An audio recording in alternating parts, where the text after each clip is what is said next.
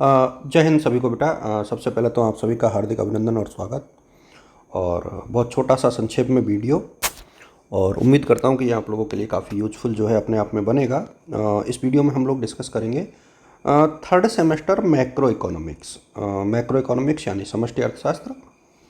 और आप सब जानते हैं कि इस बार जो है प्राइवेट बच्चों के होम असाइनमेंट नहीं बनेगा। एक चीज़ तो आप लोग ये ध्यान रखें कि प्राइवेट स्टूडेंट्स का होम असाइनमेंट नहीं बनेगा। तो जब होम असाइनमेंट नहीं बनेगा तो क्या होगा?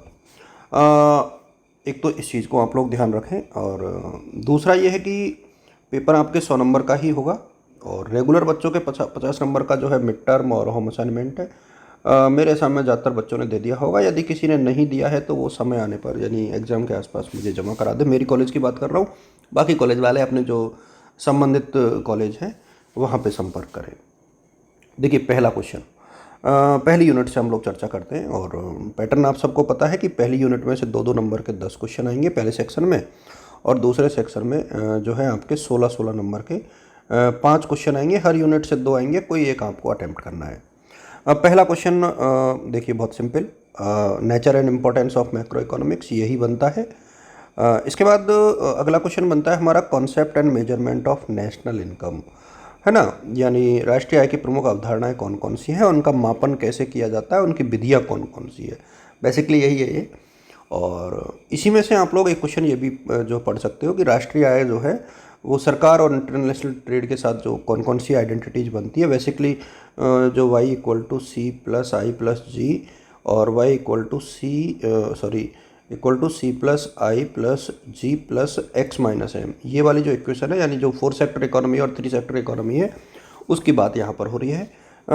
ऊपर के 2 क्वेश्चन करने पर भी आपको एक क्वेश्चन मिल जाएगा मेरे सामने, मैक्रो इकोनॉमिक्स वाला, और दूसरा concept and measurement of national income से। यदि हम लोग सेकेंड यूनिट की बात करें तो से का नियम बाजार का, और क्लासिकल थ्योरी ऑफ एम्प्लॉयमेंट। तो से का नियम को तो बेसिक है, लेकिन इम्पोर्टेंट जो है कीन्सियन और क्लासिकल मॉडल आपको पूरे पढ़ने हैं। क्योंकि यदि दोनों के आप इनकम और एम्प्लॉयमेंट थ्योरी को पढ़ लेते हैं तो एक क्वेश्चन आपको एग्जाम में डेफिनेटली मिलने के आसार रहेंगे, क्योंकि पूरी यूनिट इन्हीं के इर्द गिर्द घूमती है। क्योंकि जब आप कीन्सियन थ्योरी पढ़ोगे तो aggregate demand, aggregate supply function उसी में आ जाएंगे, तो वहाँ से आपको effective demand also the part of Keynesian theory. तो आपको कीन्स का सिद्धांत अच्छे से पढ़ना है, और प्रतिष्ठित सिद्धांत भी अच्छे से पढ़ना है। बाकी आप अपने अकॉर्डिंग पढ़े, लेकिन एक जो लास्ट का है फैक्टर्स इन्फ्लुएंसिंग कंजम्पशन स्पेंडिंग, यानी जो उपभोग व्यय है उनको उसको प्रभावित करने वाले कारक कौन से, तो वो भी आप लोग यहाँ से देख सकते हो, यू कैन टेक इट। और इसके अलावा जो है यूनिट थर्ड से हम लोग बात करें तो एक तो theory of investment multiplier. Basically investment multiplier क्या होता है वो आपको पूरा पढ़ना है, उसकी इफेक्टिवनेस और उसकी वर्किंग दोनों। तो निवेश गुणक आपको पूरा पढ़ना है। और इसके अलावा इसमें से जो मुझे लगता है वो है आपको कीन्सियन थ्योरी ऑफ इंटरेस्ट, यानी कीन्स का जो ब्याज दर का सिद्धांत है, बेसिकली कीन्सियन थ्योरी ऑफ इंटरेस्ट। तो ये आपको देखना है, और इसको तो ज़्यादातर बच्चे जानते भी हैं, मैंने बहुत पढ़ाया है पहले। लिक्विडिटी प्रेफरेंस थ्योरी ही बेसिकली इसमें आती है, तो लिक्विडिटी प्रेफरेंस थ्योरी आपको यहाँ से अच्छे से रीड करनी है। तो 2 क्वेश्चन यदि आप पढ़ लोगे तो एग्ज़ाम में आ जाएगा। ऑटोनोमस और इंड्यूस्ड इन्वेस्टमेंट तो थोड़ा आसान सा टॉपिक है, ये भी एग्ज़ाम के हिसाब से इम्पोर्टेंट हो सकता है, हालांकि 16 मार्क्स में आएगा इसकी संभावना कम है। यूनिट 4 के ऊपर यदि हम लोग डिस्कस करें तो बेसिकली नेचर एंड कैरेक्टरिस्टिक्स है, यानी प्रकृति और विशेषताएं हैं व्यापार चक्रों की। आई थिंक ये आप लोग पढ़ लोगे। और इसके बाद आपको हिक्स सैमुअल्सन पूरा पढ़ना है, दोनों हिक्स का भी पढ़ना है और सैमुअल्सन का भी पढ़ना है। व्यापार चक्र दोनों में से कोई एक या दोनों पूछे जा सकते हैं एक साथ।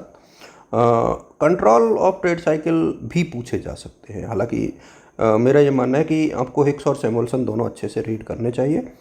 यूनिट 5 की यदि हम लोग बात करें तो विकास के सोर्स कौन कौन से हैं, और हेरेड डॉमर का ग्रोथ मॉडल आपको यहाँ पर देखना है, हेरेड और डॉमर का, क्योंकि हेरेड डॉमर का मॉडल जो है एग्जाम के पॉइंट ऑफ व्यू से काफ़ी इंपॉर्टेंट अपने आप में बनता है।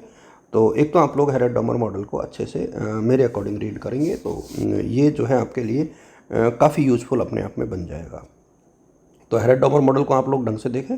और न्यू क्लासिकल ग्रोथ मॉडल में सिर्फ सोलो मॉडल है, तो सोलो मॉडल भी आप लोग देख सकते हो। देखो हेरेड डॉमर और सोलो यदि आपने पढ़ लिया ना, तो बेसिकली आपका पूरा चैप्टर हो गया। तो ये थोड़ा सा आप लोग इसको देखें। और इकोनॉमिक्स में चूँकि मेरा खुद का सब्जेक्ट है, तो इसमें ये जो जितने भी क्वेश्चंस मैंने आपको बताए हैं, आपके एग्ज़ाम से पूर्व यूट्यूब पर इनके सभी के वीडियो जो है अवेलेबल हो जाएंगे। Thank you so much.